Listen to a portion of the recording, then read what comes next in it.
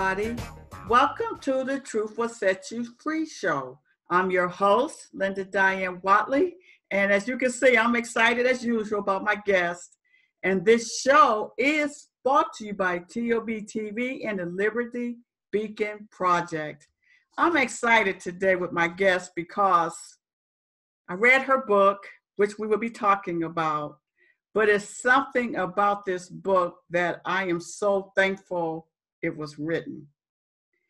And when she wrote this book, my guest, tell us who you are. I'm Xanet Pailet. Right. And I love her name. I asked her to say it because when I see something, I try to go by what I see. And I love that name, Xanet. But when you read it, it's Xanet. So when you want to find her, that's how you will find her. But I am so thankful that she took time out to share her journey in life.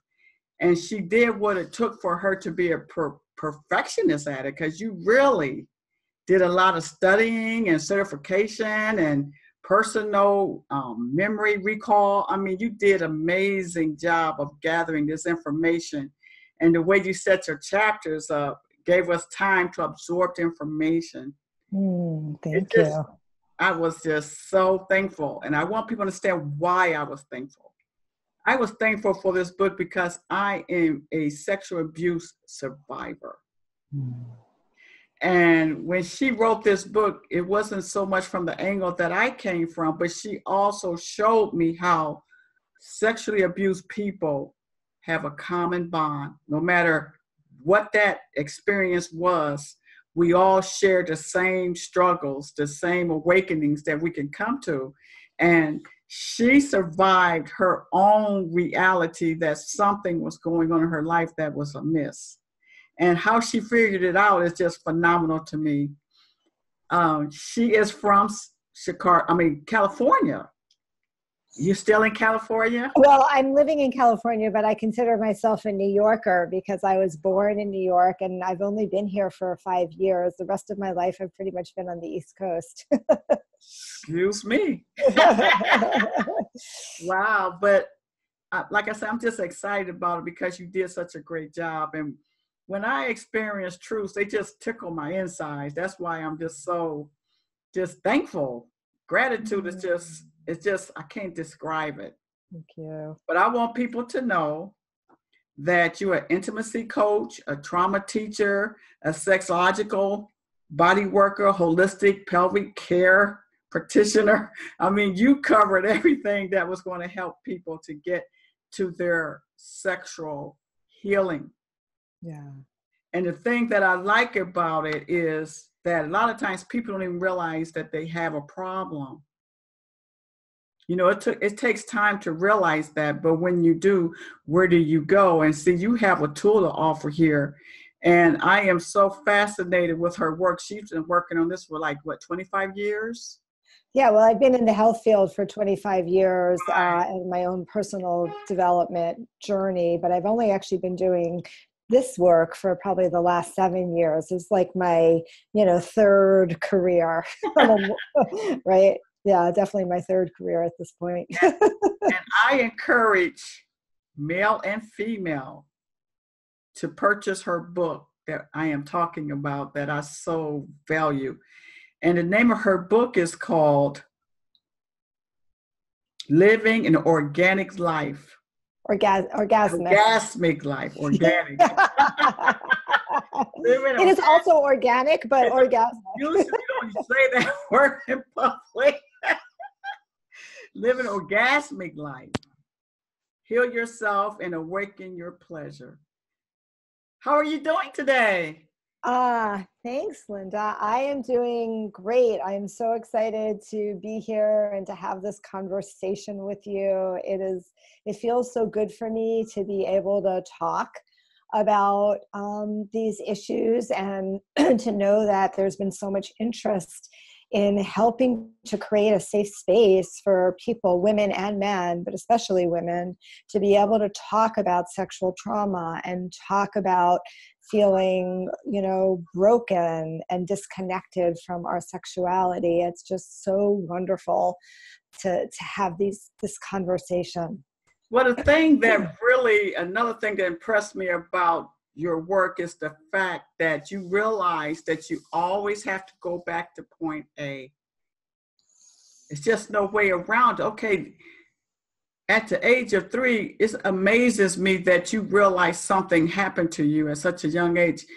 Explain to us, how did you realize something was amiss at the age of 3? Well, I mean, when, when I was, it's interesting. When I was 3 years old, my father died of a massive heart attack. And that actually caused me, who was initially a pretty happy and secure and confident child, to become very nervous and anxious, because my mother, who was only, in her 40s at that point, they had me at very late, had a nervous breakdown. And so as a result, I became very anxious as a child. And I also lost like my male figure in my life who could have taught me about what healthy intimacy could look like, who could model what a normal, relationship could look like. And I didn't have that in my life. So, that was, for me, like, that was one of the traumas, if you will, in my life, not having to do with sexuality, but having to do with how secure or not secure I was in relationships, and whether or not, I would trust men, basically, not to abandon me, right? Caused a lot of abandonment issues, which made it hard for me to connect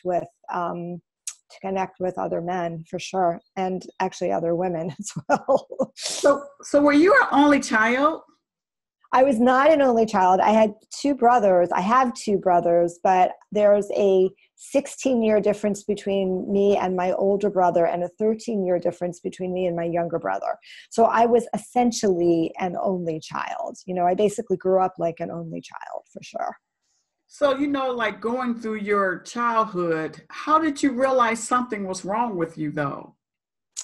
I didn't realize it. And, I don't know that I haven't had an awareness of all of these things until I started doing my own personal development growth, in my 40s and 50s. I mean, what I knew was that I had very few childhood memories, like very, very few childhood memories. And it always concerned me, like, why don't I have childhood memories? What's that all about? And when I started, really doing my own work, some of those memories started coming back. And some of the memories that came up for me, like, I knew my father died. That I obviously remembered, right?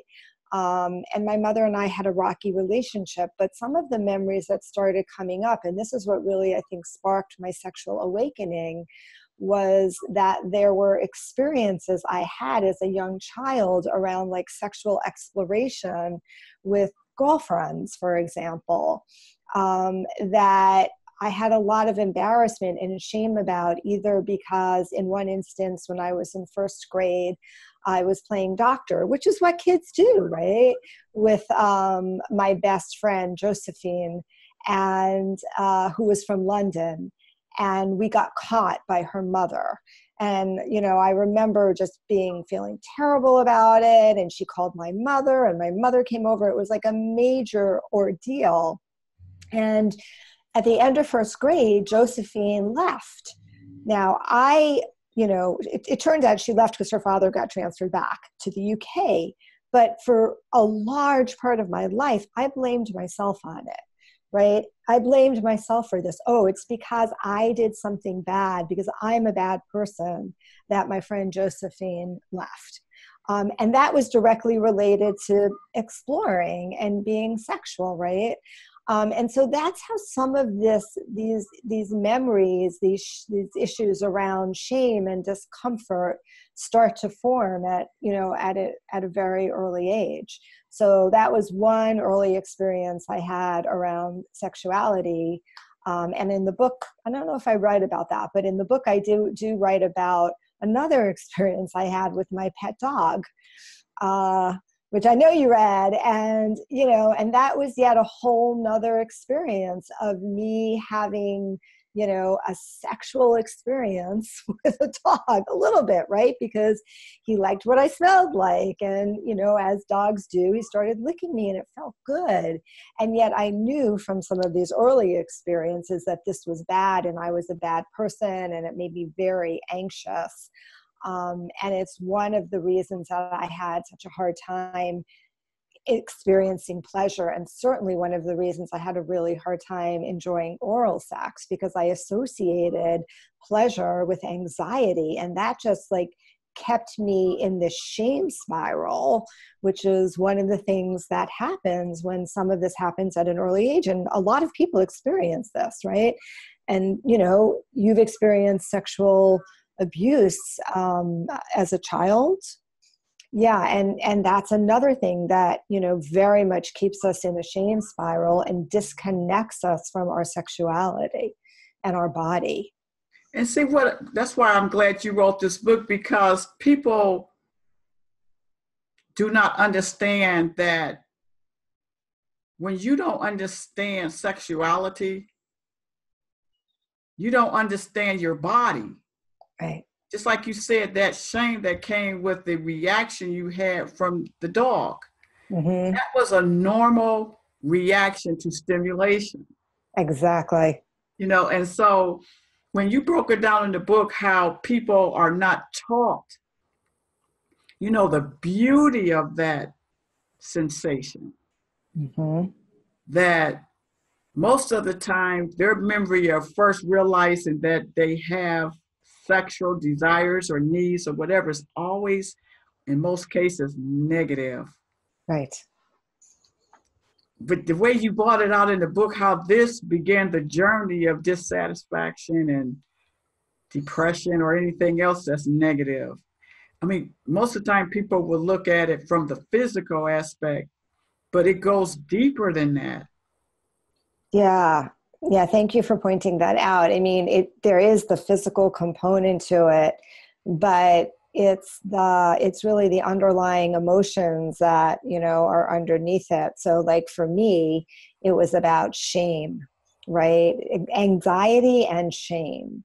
That's what pleasure meant to me. Shame, I'm bad. I'm a bad person because I'm letting my dog do this. I'm a bad person because I got caught with my friend in first grade, right? So there's a lot of shame around that. And then a lot of anxiety, but that shame is intense because, shame is, I always talk about the difference between guilt and shame. Guilt is, I did something wrong. I'm a bad, I did something bad. And shame is, I'm a bad person. I am bad, right? And that is very, very intense to feel that emotion inside of you. And then too, like you say, that early beginning is so important. It's like you didn't really have a sounding board anywhere.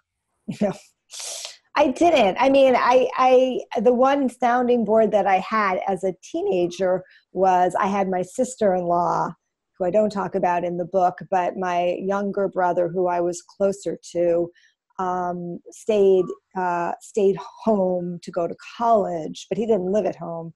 And he met his now wife in college, and she was a little bit of a mentor for me.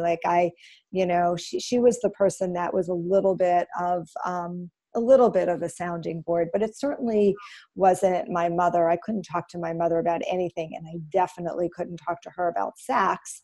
And she was completely sexually shut down. She was a widow at the age of 43, and she was a beautiful woman. And she never, ever went on a date, ever, her entire life, which I find now, and I found then, I was angry with her and mad at her that I didn't have a father, and that she didn't, help find somebody else to be a father, because that was weird. All of my friends had a mother and a father. So I had a lot of anger about that, I was not a happy child. So did you ever realize that you didn't feel normal? I realized that I didn't feel, a couple of layers. I didn't feel normal in elementary school. I spent a lot of time in the psychologist's office. Even though I was a really good student, I had a lot of anxiety. But sexually, I didn't feel normal from the very first time I actually had intercourse, because it hurt and it never felt better. So that was like the moment that I was like, oh, there's something wrong with me. I'm broken, right? It was at that point, and I was, all of 16 years old at that point, where I was like, this is really bad. And it wasn't just my boyfriend at the time, but it was subsequent boyfriends and then my husband. And, that feeling of just being like, I don't even understand why people enjoy sex, because to me, it's like the most awful thing in the world. Because of the pain? Well, yeah, the pain had a lot to do with it. Like, I mean, when you have like vaginismus, which is a tightening of the vaginal muscles, and somebody's trying to put a penis inside, like it, or even a finger, it feels like a knife. It is so, so tender and so painful. And that's just a horrible feeling. And there's no pleasure. Like, pleasure was not even part of, the equation for me when it came to my vulva and my vagina. It was just like kind of off limits.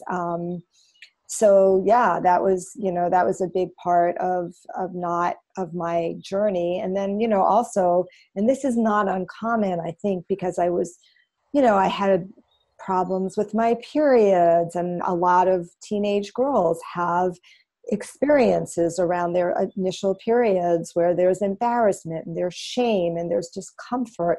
And there's not, like in the culture today, at least in my community, there's a celebration of a girl going through a moon cycle, right? But, that was not what we did back then. So there was a lot of issues around that. And so all of this made me just disconnect from my body, disconnect from anything having to do with sexuality.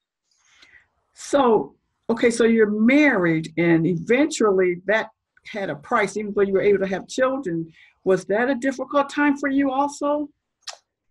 No, having children, I mean, the actual pregnancies were really hard for me. I was on bed rest. I was sick the entire 9 months. So, again, and that was another signal of like, oh my God, here we go again. Everything having to do with sex is bad, right? The actual births were amazing. Really? I had natural childbirth both times, with a midwife. And that was like the best thing of the pregnancies, was actually having the babies. And, I loved being a mom. I mean, I was working and I held big jobs, a lot of responsibility. But, I loved being a mom, and my ex-husband and I, we were really good parents. We were a very good parental unit. And we had a very, very good time as a family unit. Yeah. So that was never a question. The kids got a lot of love and a lot of support. We did a lot of things together. But so having children was actually wonderful, but I put a lot of my sexual energy, I took it and I put it into my business, my work, career, and I put it into my children. And there was nothing left over. So how was 15 years of your life considered normal without sex? Yeah. Well, okay, so here's the thing. I didn't want to have sex. It was painful. It was uncomfortable. I also got a lot of infections and UTIs, even when we tried to have sex, or we did have sex, that I was so happy to stop having sex. It was such a relief for me, not to have sex, because there was nothing good about it, to be honest. There was just nothing good about it. There was a lot of drama. There were fights about it. There were hurt feelings. It was just like sex drama. So it felt good, not that I didn't make a conscious decision to stop having sex, but, it was a drag, and neither one of us wanted to deal with it. And so it happened gradually. And that's what happens in couples and long-term relationships when sex stops. It doesn't usually happen, all of a sudden. It's like a gradual, oh, we used to have sex, once a week. Now we're having sex once every 2 months. Now we're having sex once every 6 months, right? So there's like a gradual drop off of it. And I think at the same time, what also happened for us, which is also really common, is, we didn't have intimacy really. We stopped cuddling each other. We stopped holding each other. We didn't kiss each other except for like, a kiss on the lips or cheek. And it just stopped. I don't know. Like for me, it was like I didn't even care. I guess in some ways I did. Like I grieved a lot. I had a lot of anxiety, had panic attacks through most of my marriage. And, I think this was part of the reason I had panic attacks, that I knew that there was something wrong, but I didn't know what it was. I knew that the relationship didn't feel like it was on really solid footing in our relationship. Like the kids were great. We were a good familial unit. We made good decisions as parents, but we really did not have an emotional connection. It wasn't a two-way connection. It was a lot of me, I felt, supporting my ex-husband, but not a lot of emotional support coming my way. And so that created just a lot of anxiety for me. And maybe, the panic was like, oh, I'm really not, I shouldn't be in this relationship, but I can't even face that fact. Which a lot of women do, right? Like how many people stay in relationships way beyond the point in which they should have left? So when did the word pleasure enter into your mind about sex? Yeah, it's such a great question. The word pleasure really didn't enter into my mind. Well, it entered in right at the end of my marriage. For one thing, I found out about vibrators, which I didn't really know a lot about. I mean, I know, right? Like here I am, the sophisticated lawyer, but I wasn't very sophisticated around sex. I knew there were vibrators, but I had never used one. And towards the end of my marriage, as I started having like a spiritual awakening, so I actually had a spiritual awakening, which is what actually started to open up my sexuality. And again, that's not an uncommon thing, right? When you start getting awake, a lot of parts of you start awakening as well. I bought a vibrator and I stowed it in the closet so that nobody could find it on top. And I used it when nobody was there. And I was like, oh, wow, okay.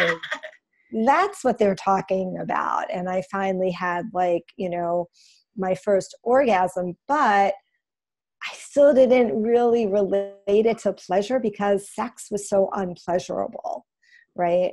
So I think pleasure really started in my life, when I started dating this man who had in New York City, who had taken some Tantra classes. And he's the one who introduced me to the whole concept of Tantra or sacred sexuality, and had just a different way about talking about sex, about thinking about sex, in a way in which it was about my pleasure and also not having any performance expectations for me. Just being really like there in the moment, enjoying, the experience. And with him, I actually started feeling some real pleasure. So you didn't have no problem trusting him with your body, with all the issues you had already pre-existed? Yeah, so that's a great question. I did have issues. Like the very first person I had sex with after my marriage was an old high school boyfriend, right? Because I needed to be with somebody who was safe, and there was like unfinished business there. And it wasn't that pleasurable, but it was tolerable, right? And that's what I was looking for. Let me just be able to tolerate it, which, you know, I now say to women, there's no such thing as tolerable sex. Like, you cannot be forced to tolerate it. Like, that's not good enough. But, you know, this man was, he was an interesting guy. We had a lot in common, and he was a healthcare executive, and I trusted him as a person, and I didn't trust him. We weren't sexual until he talked about Tantra, and he had gone to a weekend workshop, and he came back and told me all about it, and he had kind of transformed. Like, I saw a different man show up after this workshop than the one I had seen before. And he's, you know, he was somebody who I felt was not that respectful for women. He was very like aggressive and grabby and like threw me up against the wall, which now I love, but then it scared the daylights out of me, right? Like, oh my God. But after the weekend, he was like a different guy. He was talking about, you know, how, you know, women need to be worshiped, and that he wanted to, he spent the whole weekend learning about goddess worship and what that meant. And what it means is like, in this case, it was like an evening of just like being really present with a woman and just honoring her and taking her very, very slowly through the process of massage and sensual touch, and offering her a bath, and just, you know, touching her the way she wanted to be touched, and listening to her body and following it. Keeping his pants on. So there was never a question about sex. There was never a question about me having to give back. And there was enough of a relationship and trust between us. And I was intrigued by this notion. And I also saw how different he was showing up, that it did make me feel like, okay, I'm willing to do this with you. So you have to tell me, because you said it was so painful. How did you get beyond that? It was a process. You know, that night felt really good. He went super slow. He learned a lot at this workshop, different ways to touch, helping me breathe into my body, which helped relax me, giving a massage, which helped relax me. And I think that, you know, a little bit of, you know, maybe penetration with his finger happened during that night, and it didn't hurt because I was really aroused. And it was a process. He actually did a lot of sexual healing with me very, very slowly, giving my body and my vagina, or in Tantra, we call it my yoni, the time and space to open up. And I could literally feel that happening in some of our lovemaking sessions. Like, even before we had intercourse, I could literally feel myself getting more aroused, getting wetter, and the vagina just starting to like open up and relax. So it was a lot about relaxation. So that was a big piece of the healing process for me. Yeah, because your relationship with your vagina changed drastically. It went from one end to the other. Explain to us that transition. Yeah, I mean, I actually wrote an article, like, my love-hate affair with my vagina. And it's true, because I hated everything to do with my vagina, right? Like, I felt like it constantly was betraying me. And I learned over time, first of all, that, you know, I learned to connect with it. Right? Like, being disconnected from my body was such a big issue, but I learned to connect with it. And I also learned, and it happened at a workshop, a retreat I went to. It was a women's retreat, or we were in a women's circle, and women were talking about sexual abuse and trauma and all of these ways in which they shut down from their vagina, from their sexuality. And I had this aha moment of awareness of like, oh my God, what's happened to me is that you know, she was trying to protect me, right? She knew that sex was painful, and all she was doing was trying to protect me from experiencing pain. And that was a huge shift from a blaming and, you know, like, I hate you because you've caused me so much pain, to, oh, you were doing that in a way in which you were trying to protect me because it's the only thing you knew how to do, the only way you knew how to protect me was to keep me from having pain. And that changed the paradigm for me as well. So I became a lot more accepting and loving of my body and loving of my yoni. And then, you know, I started feeling a lot of pleasure and realized, like, oh, she can have pleasure. Look at this. Like, this is a completely different, you know, experience for me, but I had to feel it in my body. I had to go there. And to be honest with you, like, some of the sexual healing experiences went from pain to pleasure, because, you know, there's a fine line between pain and pleasure. And, you know, sometimes on the other side of pain, and I'm specifically talking about some stimulation of the G-spot internally, you know, there's a lot of anger that has to be expressed, because we hold so much of our emotion in our pelvic bowl and especially in our vagina. So an opportunity to be able to express that emotion and get it out of your body opens up the pathway to pleasure. It's one of the blocks that we have. Wow. And, you know, I like the way you explained how when a woman have children, they go from their sexual self to the maternal self. And a lot of times they don't shift back because of the trauma of it. And you also mentioned how the menstrual cycle kind of switches us from that positive end of our sexual self too. So I found that it was interesting how you was able to show the things that can happen to us that we're not realizing as deciding our shutdown. Right. You know, then I tell you another thing I learned when you was going through that one seminar, where you learned how different each woman's body's form in their private area is, and that you had compassion for men. Yeah. Yeah. I mean, in my sexological bodywork training program, we were doing hands-on work with each other. And it was the first time I had ever really looked at a woman's vulva, or touched a woman's vulva, except for maybe a little bit of my own, because we had to do that too in sexological body work.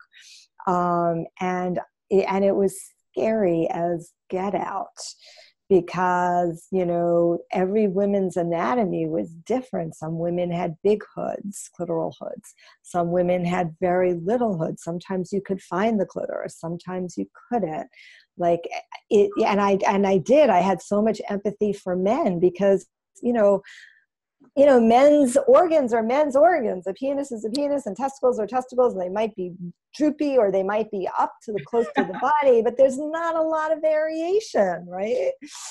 But it's so different with women. The sizes of their labia or their lips are different. What some women like, what some women don't. I mean, it was shocking to me, honestly, about the variety of ways in which women's vaginas look. There's a great book called Femalia. I'm sure it's referenced in my book, that are pictures of different women's vaginas, and you get to see like different shapes, different sizes. So it's not always that easy to figure your way around without having like a roadmap. And a lot of women don't even have their own roadmap. Wow, I found that interesting. And I also like the way you had so much compassion for men in general. Like, I never thought about their trauma with circumcision, you know, the different things that they go through, like this change with the women today. It's like for them to even go into intimacy and feeling comfortable is really a challenge for them. Yeah. Yeah. I mean, it's hard to be a man right now for so many different reasons. You know, the Me Too movement has been incredibly powerful for women, and it's been freeing for some men. And it's also made a lot of rules that we thought, things that we knew, are no longer true. And there's just a whole way in which we look at sex, and a whole way in which we look at consent. And, you know, women want men to be like, vulnerable and authentic and show their feminine side, right? And many women want that. And yet we also want them in the bedroom to be like, you know, to take me, you know. And Wow. poor men, they're like, huh? Like, how am I supposed to show up? It's very, very challenging. I do have a lot of compassion and empathy for men. And another thing that I gained from that book is what something I've always believed, that, you know, when you talk about Adam and Eve, they talk about when she ate the apple, the forbidden fruit, which they looked at as a sexual experience. Right. I believe that for us to be whole, the spiritual, like you witnessed yourself, the spiritual and sexual part, I think that is the greatest dynamic that has to come together. And I think that's one of the most difficult things that humanity deals with today. They don't realize how important it is that we value our sexuality, value, you know, this energy force that comes through, you know, intimacy. Yes.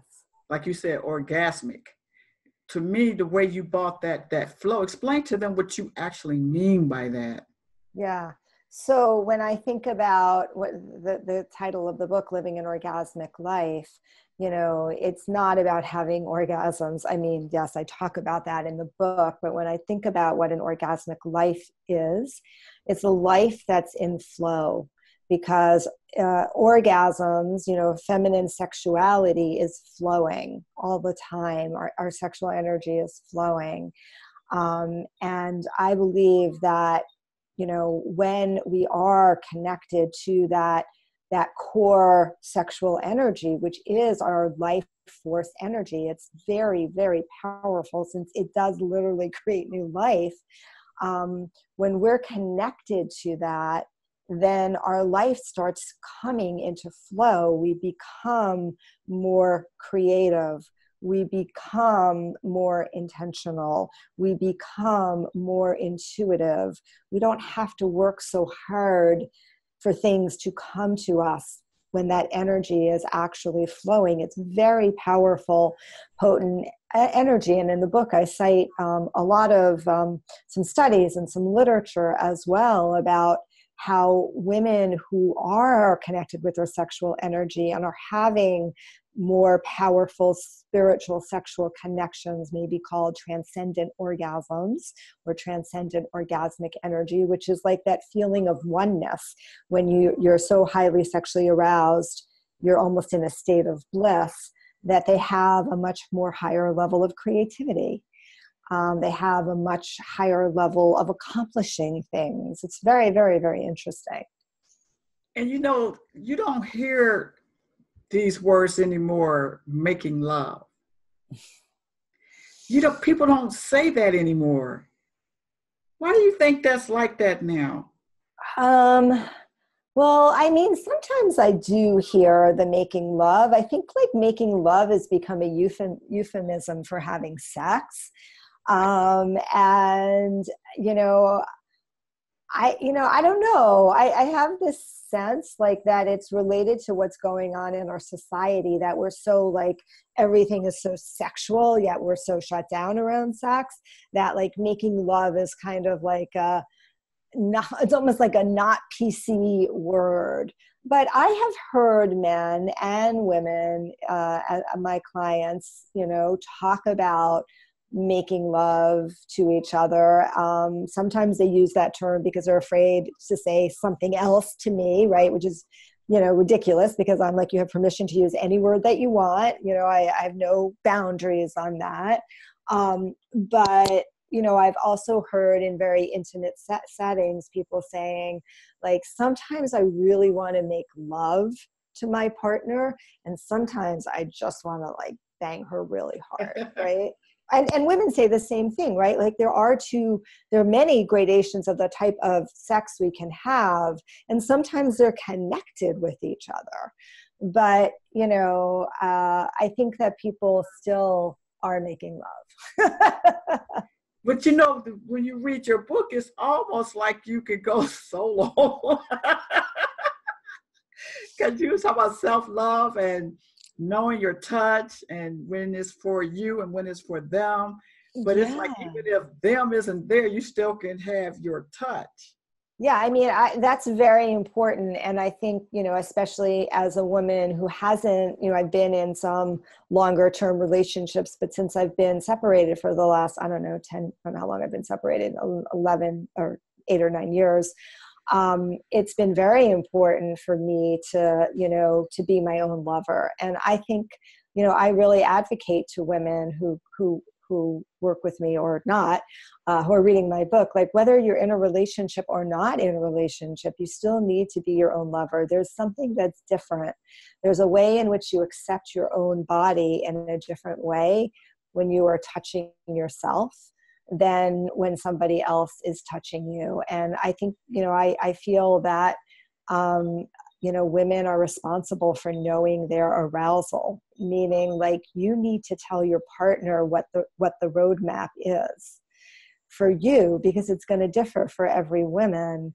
And you can't give them a roadmap if you don't know what actually works for you, what you like, how you like to be touched, when you want to be touched, where you want to be touched. So I do try to provide a lot of tools that you can do solo or, with a partner. And the truth is there's a lot of single women, a lot. But do you think the men are finding their way with intimacy with women today, being that the roles have changed so drastically? I think that men are struggling. I think they're, as I said before, like, I think they're struggling. I think, what I see a lot in my couples is, men who are really good men, really, really want to do the right thing, really want to please their partner, really emotional and connected, but they're not bringing like the dominant, powerful male energy that their partner might want. I think sometimes when I've worked with men, I teach a class for men on being a good lover. Like I say to men, like, I'm going to give you permission to be like your sexy self. I'm going to give you permission to desire a woman. I'm even going to give you permission to like objectify, in my session, objectify me, like check me out, because I feel like so many men are closed down from their own power and from their own sexuality. And, really the women's movement has done that to them. It wasn't intentional, but that's what we've done. You also said that we should compliment the private part. Yes, exactly. I mean, that's another thing. We don't praise each other. We don't appreciate each other enough. And we don't compliment or talk about each other's genitals.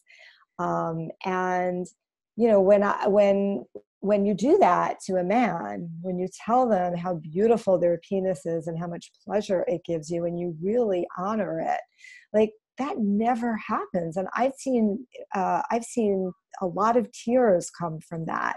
And men will say to me, like, nobody has ever said that to me before. Right? That, men and our penis, right? Like they got a lot of shame around it too.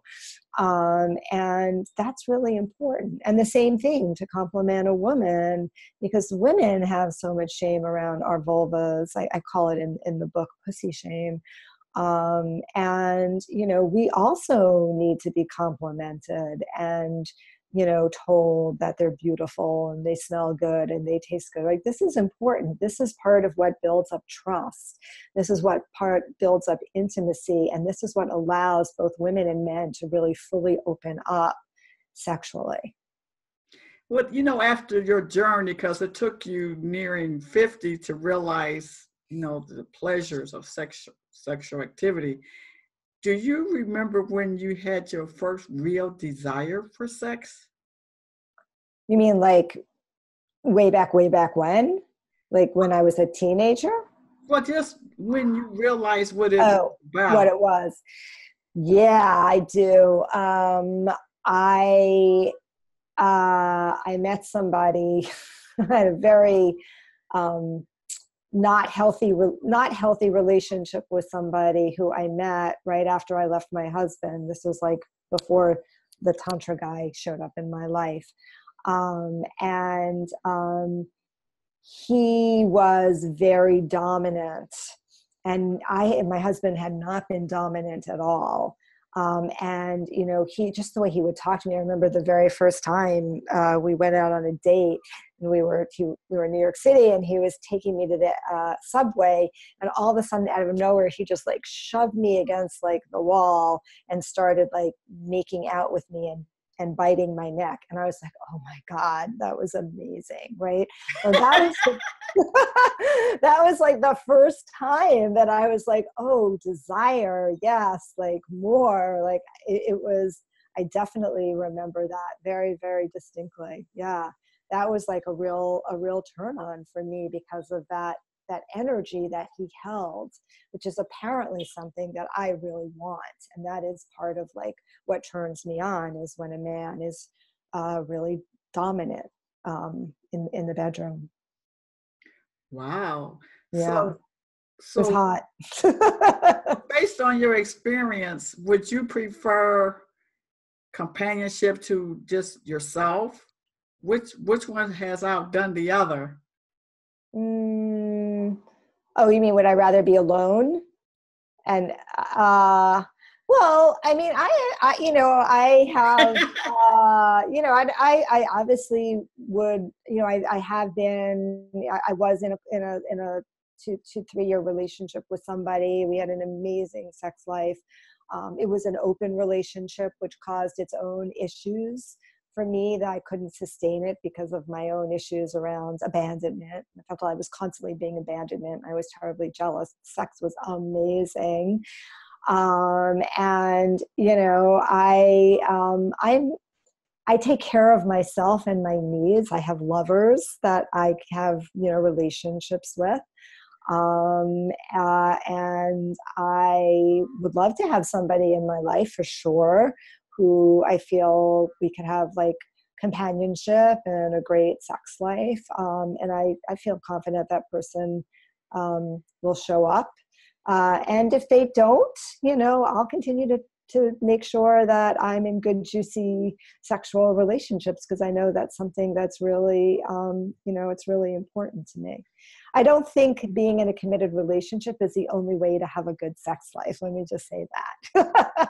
Okay, so do the spiritual part important to you, or it's just something you can just call on whenever you feel like it? What's the supreme one? Is it the animated one where he threw you up against the wall, or would you rather have the spiritual take your Oh, I want it all. I want it all, Linda. I want somebody who has the spiritual component, who can do Tantra with me, but he also can, somebody who can go there and be very spiritual, but also can hold the male energy. And really in Tantra, in the work that when I do teach workshops on that, that's one of the things that we do teach men about, which is how to hold, even in a spiritual space, how to hold that male energy. Because if you think about it, one of the things that makes really good sex is polarity, right? So there's like a positive and a negative, like batteries, how like batteries, opposites attract, right? So that's what we're talking about with sexual energy. Or as David Davis says, there's a ravisher and a ravishee. It doesn't necessarily have to mean that the man is the ravisher. There could be, two women, right? But you need to have that polarity in order to create the tension for the sex to be good, in order to create the teasing, in order to create the tension. Polarity is really important. And I think that's one of the things that's a lot of couples struggle with, right? And that's one of the things that I work with people on is like, how do you create that polarity? Who wants to hold the more dominant male energy? We all have male and female energy inside of us, yeah? So basically, you have a married couple. It sounds like, in some ways, it's like what love has to do with. It's like just knowing how to just get there without love. It don't seem like that place. No, I think that would definitely be a misnomer because, you know, especially for women, women need to have an emotional connection with a partner in order to want to have sex with them most of the time. And one of the main reasons in long-term relationships that there is no sex happening, when you start examining it and asking questions, it's because they're angry with each other. There's resentment that's built up, right? And so, you know, and maybe because there hasn't been communication or there hasn't been resolution of, you know, issues that have happened, could be 10 years ago. And so before we get to the, like, let's figure out how you can have a great sex life conversation, we have to talk about how do we repair the relationship? Like, what's going on in the relationship? How do we repair the relationship? How do we work through some of the triggers that you guys have? You know, how I teach you how to have a repair conversation, like literally, how do you have a repair conversation? And then how do we, and a repair conversation is just about how do we get back into connection? Because that's what we're really looking for. And that's what intimacy is about. It's about connection. And once we're feeling connected, then we can explore sex. Then our desire comes back for our partner when we feel like we've cleared some of that emotional baggage, if you will, that's in the way of us wanting to connect with a partner. Yeah, that's a big issue. Right. Just like you was also saying too, is like they wear theirs on the outside, ours is on the inside. So that right there is a clashing experience. So, Yeah, I mean, in many ways. And the other thing is that, you know, women, it's so interesting, right? So for many women, and, you know, I don't want to make a huge general statement, but for most women, women need to have an emotional connection in order to be sexual. And for most men, men have intimacy after sex, right? So, you know, being sexual with a woman allows them to become intimate. So you've got, like, you know, completely opposite patterns that are going on in relationship. You know, she needs to feel connected to you before she wants to have sex, and you don't feel connected with her and intimate and vulnerable until you've had sex. It makes it challenging. and so realizing the lack of communication that a lot of parents tend to have with children as far as waking them up to their sexuality, what is some things that they could actually, and what age do you feel like they should start introducing this reality to them, not just the menstrual side or the guy, you know, with the heart on? What do they need to tell them that we weren't told? Well, I mean, I think there needs to be, and I think there's beginning to be a lot more conversations about safety and a lot more conversations about consent and what it means, and understanding that, you know, sometimes your body, like you said before, like your body gets ahead of what you really want, and that you need to learn that it's okay to stop and say no, even if your body is saying yes. And, you know, I think that given the fact that the sex education in so many public schools is hardly a sex education, right? Boys need to learn about girls' anatomy, and girls need to learn about, I mean, they all need to learn about their own anatomy, but they also need to learn about each other's anatomy. And I also think that, you know, we need to teach our boys that, you know, that they can go slow, and that, you know, they need to focus on what feels good to them, not what they think they're supposed to do, both boys and girls, but what's actually feeling good in their body and what isn't feeling good in their body, like focusing on their sensations. And I think that sex education should have a pleasure component to it, and that's one of the things that's really, really, really lacking, is any discussion about pleasure, and especially women not being told that sex is for their pleasure too. It's not just about your guy getting off, but it's also about your pleasure. And so much of it is one-sided, especially in teenage sex. A lot of it is like one-sided. So when should we start talking to them about sex? Early, a lot earlier than we're talking to them, because kids are having sex 11, 12, 13 years old. And there's a lot more anal sex that's going on now than ever before. And I think that, parents need to be honest and have these type of conversations early and upfront. And they're not easy conversations to have, right? Because we have our own triggers and our own discomfort around talking about sex. So that makes it, hard for parents to have these conversations. But I think it's really important to have these conversations.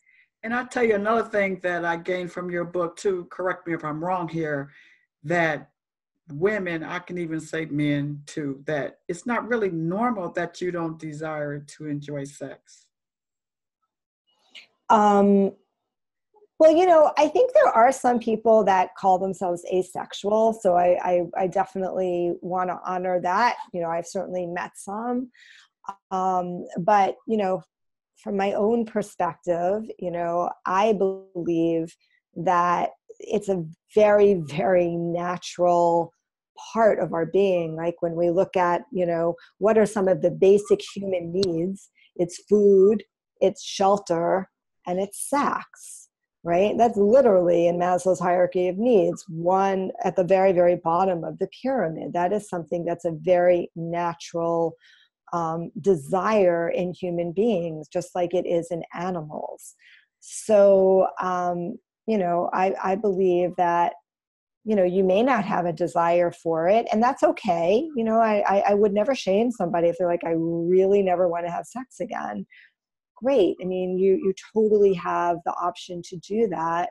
I think the problem is in long-term relationships, when one person doesn't want to have sex, they impose that often on their other partner unwillingly. But in some cases though, because based on what I gained from your book, that can mean that something is wrong somewhere. Yeah, I mean, it turns you off. Yeah, I mean, I'd always be curious about seeing, like, are there blocks? Is there something else that's going on? When somebody says they don't want to have sex, I get really curious about it. Have you ever had good sex? Really, right.